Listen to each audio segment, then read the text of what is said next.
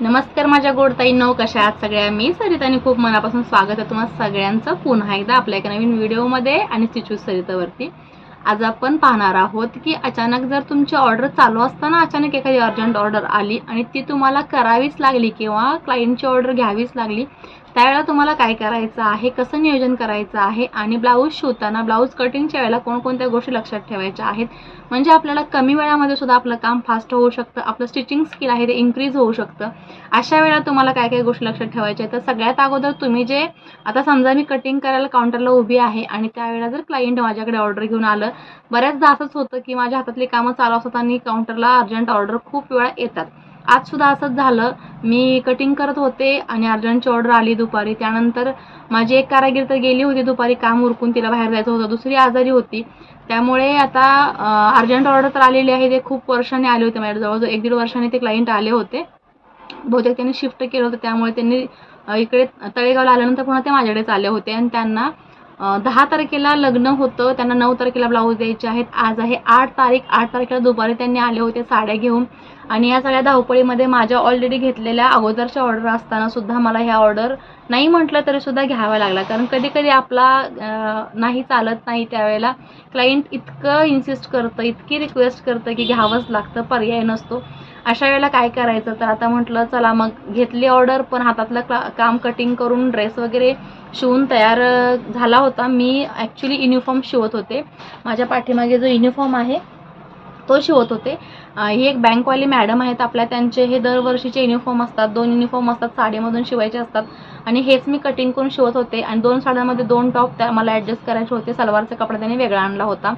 तर हा top adjust करता करता ह्याची फक्त स्लीव्ज आहेत ती मला कमी पडली, त्याच्यामुळे त्यांना दुसरी साडी ते घेऊन येत होत्या. मग ते सुद्धा माझं काम खोळंबलं.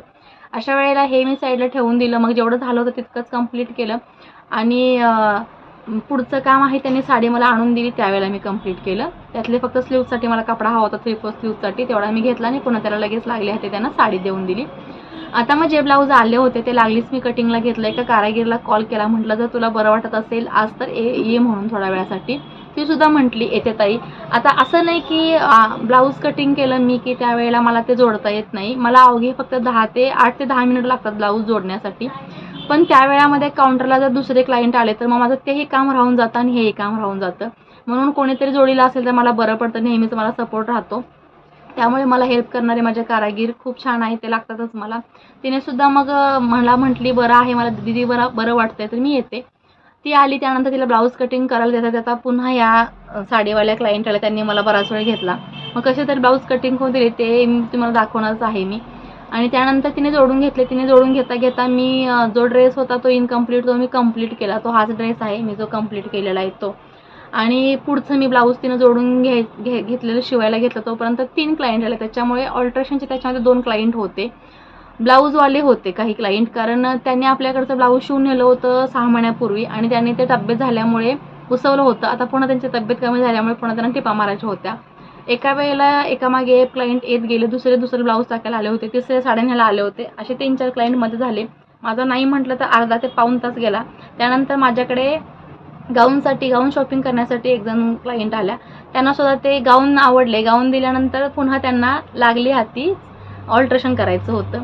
हे सगळं करता करता माझा वेळ असा निघून जात होता आणि मला जे ब्लाऊज मी घेतलेले आहेत ते उद्या देणं भाग होतं. तुम्ही सुद्धा तुमचं स्टिचिंग स्किल किंवा शिवण्याचं स्पीड कसं मॅनेज कराल, कसं इन्क्रीज कराल, कसं मेंटेन ठेवाल किंवा कसं वाढवाल, ह्या गोष्टी तुम्हाला या व्हिडिओमधून शिकण्यासारख्या आहेत.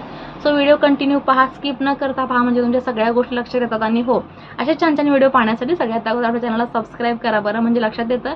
आणि नोटिफिकेशन बेल आहे ती सुद्धा ऑलवरती सेट करा, म्हणजे तुमच्या वेळेनुसार तुम्हाला व्हिडिओचं नोटिफिकेशन पडल्यानंतर, व्हिडिओ नवीन अपलोड झाल्यानंतर तुम्ही तुमच्या वेळेनुसार ते पाहू शकतात. आता मी ब्लाऊज कटिंग करून घेतली. पाठीमागे कारागीर बसली होती, तिने ते पटपट जोडून घेतले आणि पुन्हा ते निघून गेले. या गोष्टीला साधारण 8 वाजले होते. आता प्रश्न हा होता की मला हे सकाळी ब्लाऊज द्यायचे आहेत, ते मला तयार करायचे आहेत. 8 नंतर थोडा मला सुद्धा निवांत वेळ मिळतो, कारण त्यानंतर क्लायंट थोडे कमी होतात आणि थोड्याशा एकाग्र मनाने मला ते काम करायला होतं. पटपट ब्लाऊज मग मी शिवून घेतलेले आहे. ते तुम्ही व्हिडिओमध्ये पुढे पाहालाच, ती क्लिप मी तुम्हाला अटॅच करणारच आहे. चला तर मग आता कटिंग कसं केलं, स्टिचिंग कसं केलं आणि पुढच्या काय काय गोष्टी कशा मॅनेज केल्या ते पाहूया. हो, पण सगळ्यात अगोदर तुम्हाला अजून एक महत्त्वाचं सांगायचं आहे. तुम्ही जेव्हा कटिंग करता किंवा जेव्हा तुम्ही ब्लाऊज कटिंग करून जोडायला घेता, शिवायला घेता, त्यावेळेला तुम्हाला सगळ्यात अगोदर काय काय गोष्टी लक्षात ठेवायच्या ज्यामुळे तुमचं स्टिचिंग स्किल इन्क्रीज होणार आहे. तर सगळ्यात अगोदर तुम्हाला ब्लाऊज लागण्यासाठी धागे असतात. आता बघा, हे माझे धागे आहेत, लागले आहेत. माझा हा डब्बा इथेच असतो. नवीन धागा काढायला लागला तरीसुद्धा माझे हे डब्बे नवीन धागे इथेच असतात. शिवाय मला लेस लागली, डोरी लागली तरीसुद्धा माझ्या हातासरशी या सगळ्या मी डोऱ्या ठेवलेल्या आहेत. इकडे लेस ठेवलेल्या आहेत. इथे चॉक असतो माझा, कधी मशीनवर असतो कधी इथे असतो. लागलीच माझ्या इथे या कप्प्यामध्ये छोट्या छोट्या पिना आहेत, टाचणी पिना, त्यासुद्धा लागतात. तुम्हाला डिझाईन असेल तर त्यासुद्धा ठेवलेल्या आहेत. लागलीच मी त्या मशीनला टेप लावलेला आहे. टेप तर आपल्याला प्रत्येक मुवमेंटला लागतो. ब्लाऊज प्रत्येक वेळेला मेजरमेंट करताना टेप हा लागतोच. आता ही बॉटल आहे, ही खाली ठेवायची राहून गेलेली आहे. ही पाण्यानं भरलेली बॉटल आहे, ती मी साईडला ठेवायची. बरंच ताईंनी आपल्याला सांगितलं की ताई पाण्याची बॉटल शेजारी ठेवत जाऊ नका, कधीतरी अचानक पडली तर खूप प्रॉब्लेम होतो. त्यांचा अनुभव त्यांना माहिती आहे, त्यामुळे त्यांचा ऐकलेला आहे. मी बॉटल खाली ठेवते. तर धागासुद्धा आपल्याला लागलाच चेंज करायला लागतो. बॉबिन ज्या भरलेल्या आहेत त्या आपल्याला ड्रॉवरमध्ये असतातच. इथे माझा ड्रॉवर आहे त्याच्यामध्ये असतात. आणि छोट्या मोठ्या गोष्टींसाठी छोटी कैची आहे, इकडे ही मोठी कैची आहे लागलीच ठेवलेली. आणि ओपनर म्हटलं तर इथे घेतलेला आहे, कारण कारागीर इकडे तिकडे घेतात, तो सारखा हरवत असतो. तर अशा काही गोष्टी असतात त्या आपल्याला लागल्या आहेत, त्या आपल्याला हवा असतात. आणि लगेच ओव्हरलॉक करायचं असेल तर माझ्या पाठीमागे मशीन आहे, तुम्हाला ती माहीतच आहे. बऱ्याच वेळेला तुम्ही मला त्या मशीनवरती इथून उठून ओव्हरलॉक करताना सुद्धा पाहिलेलं आहे. तर अशा खूप साऱ्या गोष्टी आहेत ज्यामुळे तुम्ही त्या हातालगत ठेवल्यानंतर, काही ब्लाऊजांना लेस लावायची असेल, डोरी लावायची असेल, इतर काही गोष्टी असतील, तुम्ही त्या हातालगत ठेवल्यानंतर तुम्हाला पटपट त्या गोष्टी हाताला लागतात आणि तुमचा वेळ तिथे वाचतो. तर तुम्हाला डोरी लावायची असेल, उठून तुम्हाला डोरी घ्यावी लागते. तुम्हाला लेस लावायची असेल, उठून तुम्हाला लेस घ्यावी लागते. तुम्हाला ब्लाऊजांना काही इतर गोष्टींना अटॅच करायचं असेल तर उठून तुम्हाला घ्यावं लागतं. ह्या गोष्टी करता करता आपला बराच वेळ त्याच्यामध्ये वाया जातो. त्यामुळे तुम्हाला सगळ्या गोष्टी हातासरशी ठेवायच्या आहेत, हातालगत ठेवायच्या आहेत, ज्यामुळे तुम्हाला तितका वेळ वाचून तितका वेळ तुमचा स्टिचिंगमध्ये तुम्हाला उपयोग करता येतो. आता मला पर्याय नाही का सांगते, मला इथे कितीही जवळ मी जरी हातालगत सगळ्या गोष्टी ठेवल्या तरीसुद्धा माझं मापसुद्धा इथंच असतं. तुम्ही पाहता माझं माप इथे ठेवलेलं असतं. सगळ्या गोष्टी माझ्या हातालगत ठेवलेल्या असताना सुद्धा जर मला काउंटरला क्लायंट आले तर मला पर्याय नसतो. हातातलं काम सोडून इथे मी जे स्टिचिंग करत आहे ते मशीन माझी बंद करून स्टॉप करून मला उठावं लागतं. कधी कधी मी म्हणते अगदीच काहीतरी 2-5 मिनिटाचं काम असेल तर थांबणारे क्लायंट असतील, गप्पा मारणार असतील, त्यांच्याशी मी त्यांना इथूनच गप्पा मारत मारत व्यवस्थित वेळ घालवते. त्यांना म्हणते 2 मिनिटं 5 मिनिटं थांबा. त्याही थांबतात, कारण त्याही बऱ्याच दिवसांनी लांबून आलेल्या असतात. तर त्यांना सुद्धा माझ्याशी गप्पा मारायला आवडतं, जसं की तुम्हाला सुद्धा आवडतं. तर असं करता करता मग आपल्याला ते क्लायंटसुद्धा अटेंड करायला लागतं. पुन्हा ते क्लायंट झालं की पुन्हा हे करावं लागतं. त्यामध्ये बऱ्याच वेळेला मी शूट करायला व्हिडिओ लावलेला असतो, कॅमेरा तिथे, आणि ऑन करायचा राहून जातं. क्लायंट आला की तो ऑफ करायला लागतो, क्लायंट गेला की पुन्हा तो ऑन करायचा राहून जातो. त्यामुळे बऱ्याच क्लिपमध्ये चुकतात सुद्धा. त्यामुळे बऱ्याच वेळा तुम्हाला मी तो इनकम्प्लीट व्हिडिओसुद्धा दाखवते. रिसेंटलीच मी तुम्हाला एक व्हिडिओ अपलोड केला होता, बेबी ब्लाऊज कटिंग आणि नऊवारी साडी कटिंग. त्याच्यामध्ये सुद्धा असंच झालं होतं. ब्लाऊज कटिंग झाला, साडी कटिंग झाली, ती शिवून झाली, पण मी कॅमेरा ऑन करायची राहिली आणि ते तुम्हाला मी तिथपर्यंत क्लिप पोचवू शकली नाही.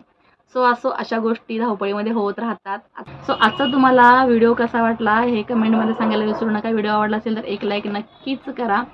सोबत नेहमीच सांगते तेच असे छान छान व्हिडिओ पाहण्यासाठी, माझ्याशी गप्पा मारण्यासाठी, स्टिचूज सरितावरती असे छान छान व्हिडिओ पाहण्यासाठी सगळ्यात अगोदर तुम्ही आपल्या चॅनलला सबस्क्राईब करायला मात्र अजिबात विसरू नका. अजून केलं नसेल तर लगेच करा आणि छान कमेंट करा जी तुम्ही नेहमीच करता. चला तर मग पुन्हा भेटू अशीच एका मस्त जबरदस्त नवीन व्हिडिओमध्ये. बाय.